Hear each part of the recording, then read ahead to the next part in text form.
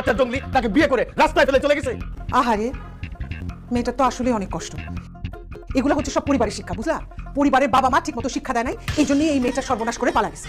আমার ছেলে যদি এরকম কিছু করতো, একেবারে দা দিয়ে কোপ দিয়ে না ঘাট থেকে কল্লা ফেলে দিতাম। Thank you aunty.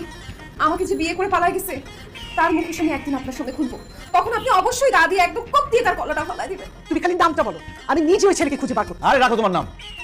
আব্বা, তুমি এই মেয়েকে চিনো না জানো না, বাসায় নিয়ে আসছো কেন? বাসায় দিয়ে আসছি, আমাদের বাসায় থাকবে সেই জন্যে।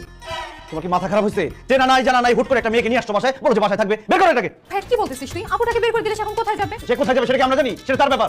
আব্বা, তুমি এইসব মেয়েদেরকে ভালো করে চিনো না। যা বলতেছে সব সাজানো নাটক, সব মিথ্যা কথা।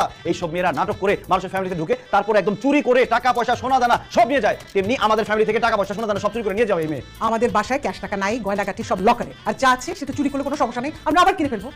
মানে মেয়েটাকে দেখে আমার একদমই চোর মনে হচ্ছে না, মনে হচ্ছে সে খুব অসহায়। আরে অসহায় তো মনে হবেই, অসহায়